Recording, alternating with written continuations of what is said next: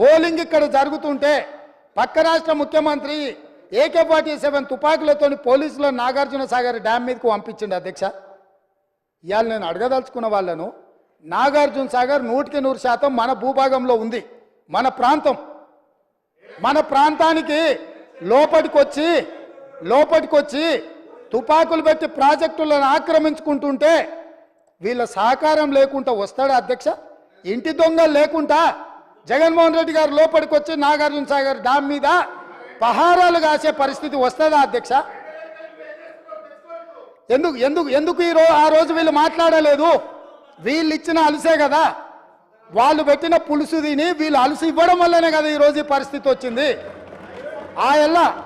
ఆయల్లో రాయలసీమకు పోయినప్పుడు కల్వకుంట్ల చంద్రశేఖరరావు గారు, ఈనాటి మంత్రి శ్రీమతి రోజా గారు పెట్టిన రాగి సంకటి రొయ్యల పులుసు తిని రాయలసీమను రతలాలసీమను చేస్తా అని చెప్పి మాట ఇచ్చి బేసిన్లు లేవు, బేసిజాలు లేవు, మీరు కొట్టుకపోండి అన్నాడు. వాళ్ళు కొట్టుకపోయారు. ఇప్పుడు మేము వచ్చినాక అట్టెట్లా కొట్టుకపోతాడంట? ఎవరు అధ్యక్ష బాధ్యత ఎవరు వహించాలి?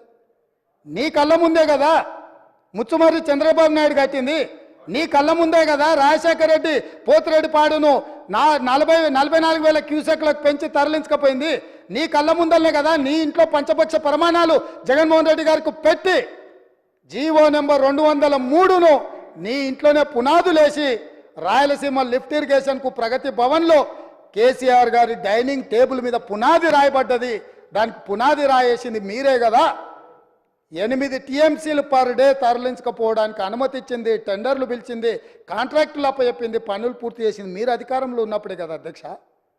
మీరు మొత్తం కృష్ణానది జలాలు మహారాష్ట్ర కర్ణాటక దాటి మహబూబ్ నగర్ జిల్లాలో జూరాల నుంచి పాలమూరులో కలంపూర్లో ఎంటర్ అయి తుంగభద్ర నదిలో వచ్చే నీళ్లు, తుంగభద్ర నుంచి వచ్చిన సుంకేశ్లకు వచ్చిన నీళ్లు, సుంకేశ్ల నీళ్లు జూరాల నీళ్లు కలిసి ప్రయాణమై పాలమూరు జిల్లా నుంచి మొదలై రాయలసీమలకు పోయి నంద్యాల నుంచి తిరుక్కొని శ్రీశైలం ప్రాజెక్టు మీదకి వచ్చినప్పుడు శ్రీశైలం ప్రాజెక్టు కొంత తెలంగాణలో ఉంటే కొంత ఆంధ్రాలో ఉంది అధ్యక్ష.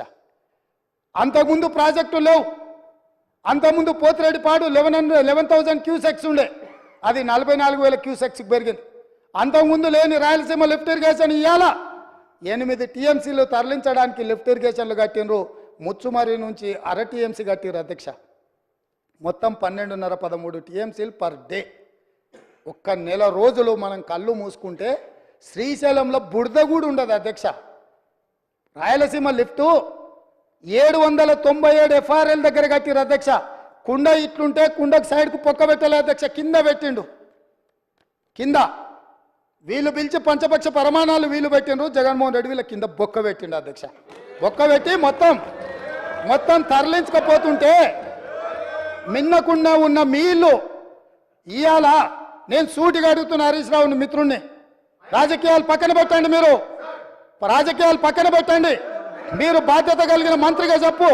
ఇవాళ రాయలసీమ జిల్లాలో ఉన్న మీ అవకాశం వచ్చినప్పుడు స్పీకర్ గారు అనుమతి తీసుకొని మీ అవకాశం వచ్చినప్పుడు తప్పకుండా చెప్పదు. I'm not yielding. నీకు ఇస్తాడు మైకు స్పీకర్ గారు, నేను కాదు ఇవ్వాల్సింది. స్పీకర్ సార్, ఇవాళ మన భూభాగంలో ఉన్న నాగార్జున సాగర్ మీదికి తుపాకులతో జగన్మోహన్ రెడ్డి వచ్చి ఆక్రమించుకుంటే చేతగాని సన్నాసులాక ఇక్కడ ప్రభుత్వం చూస్తుంటే ఇవాళ రాయలసీమలో ఉన్న ప్రాజెక్టుల నుంచి నీళ్లు తరలించకపోతుంటే ఎవరు అడ్డుకోవాలి అధ్యక్ష? ఎవరు అడ్డుకోవాలి?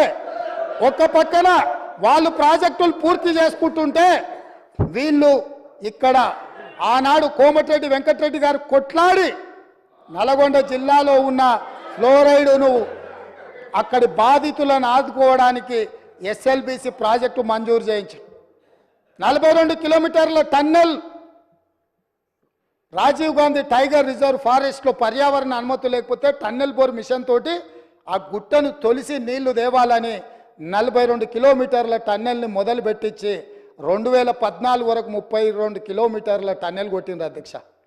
తెలంగాణ వచ్చినాక వీళ్ళకి అప్పచెప్తే 10 కిలోమీటర్లు పూర్తి చేస్తే సంవత్సరంలో పూర్తి చేయాల్సిందని 10 ఏళ్ళలో కలిసి 1.5 కిలోమీటర్ పూర్తి చేసారు అధ్యక్ష.